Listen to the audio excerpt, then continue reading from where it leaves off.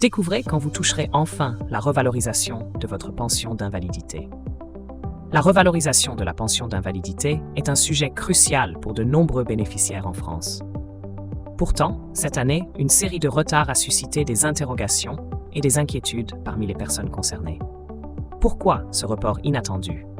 Quand cette augmentation tant attendue sera-t-elle finalement appliquée? Cette vidéo explore les raisons derrière ces délais et fournit des informations essentielles sur le calendrier prévu pour la mise en œuvre de cette revalorisation. Découvrez les enjeux et les perspectives autour de cette question qui touche directement le quotidien de milliers de Français.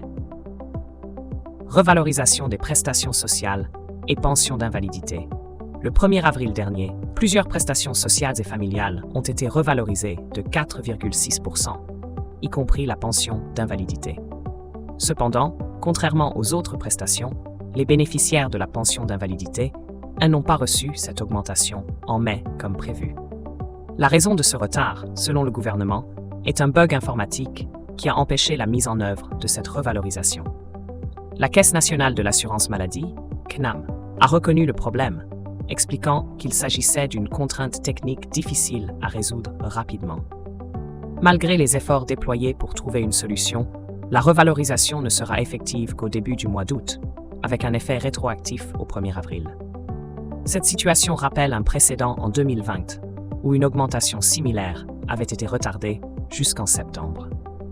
Montant de la pension d'invalidité et catégorie de bénéficiaires. La pension d'invalidité, versée par l'assurance maladie, est destinée aux travailleurs dont la capacité de travail ou de gain est réduite d'au moins 2/3, soit 66%, en raison d'un accident ou d'une maladie d'origine non professionnelle. Les montants varient selon la catégorie du bénéficiaire. Première catégorie.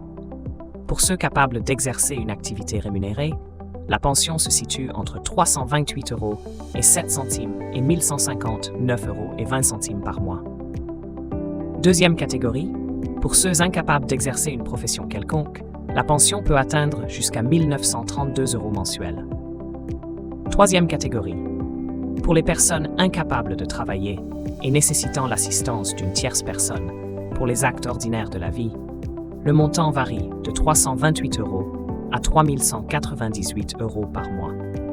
Les bénéficiaires devraient percevoir la revalorisation dès ce mois d'août, permettant ainsi une régularisation après des mois d'attente.